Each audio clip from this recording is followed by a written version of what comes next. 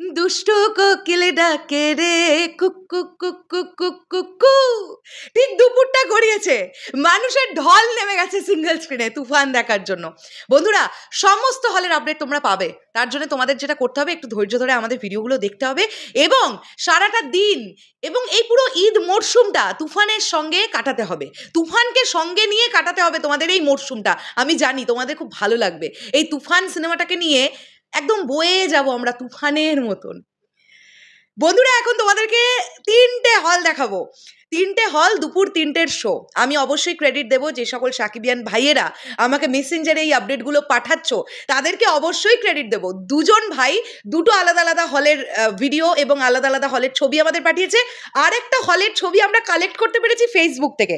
তো আগে ক্রেডিট দিয়ে দেখে নিই যে কোন কোন ভাই কোন কোন হলের আমাদেরকে ভিডিও ইত্যাদি ইত্যাদি পাঠালো।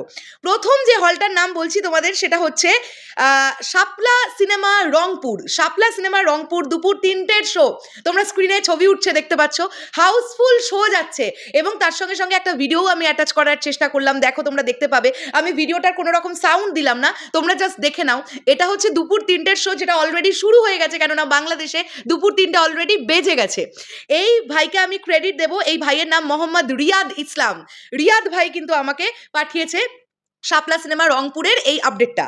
এরপরে যদি আমি চলে আসি, আরও একজন ভাইকে অবশ্যই ক্রেডিট দেব, যার নাম হচ্ছে মোহাম্মদ ইউসুফ হোসেন ইমন।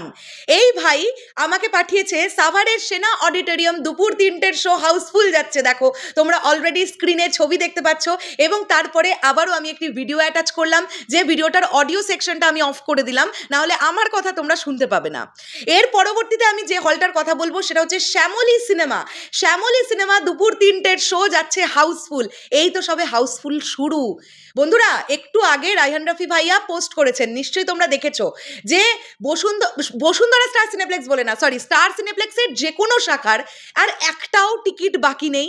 তাই আপনারা lion cinemas, blockbuster cinemas, Madhumita, এই জায়গাগুলোতে খোঁজ করতে পারেন। এই জায়গাগুলো যদি আপনারা টিকিট পান। কি শুরু হয়ে গেল ভাই, তুফানময় হয়ে গেছে গোটা বাংলাদেশ, এটা নিয়ে আর কোনো ডাউটই নেই। আমি তোমাদের জন্য একটু পরে একটা এক্সক্লুসিভ ভিডিও নিয়ে আসবো, যে ভিডিওটাতে তোমরা দেখতে পাবে যে একজন সাকিবিয়ানের আবেগ, এবং দেখতে পাওয়ার থেকেও বড় কথা হচ্ছে তোমরা শুনতে পাবে। আমি সেই ভাইয়ের ছবি অ্যাটাচ করব এবং তুফান দেখে বেরোবার পরে তার অডিওটা আমি তোমাদেরকে শোনাবো, তাহলে তোমরা বুঝতে পারবে ব্যাপারটা কি চলছে। যাই হোক, আমি শেষ করলাম ভিডিওটা, এরকম ছোট ছোট করে আপডেট নিয়ে আসবো।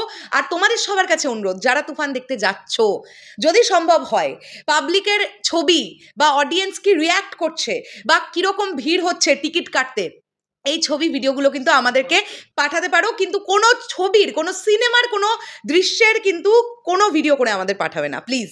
আমরা কিন্তু 28 তারিখ দেখবো, আমরা প্রচণ্ড ওয়েট করছি। শেষ করলাম ভিডিওটা, দেখা হচ্ছে আবার খুব শীঘ্রই। ভিডিওগুলো ভালো লাগলে শেয়ার করো, লাইক করো, সাবস্ক্রাইব করো, ফলো করো, আর কি বলবো, টাটা।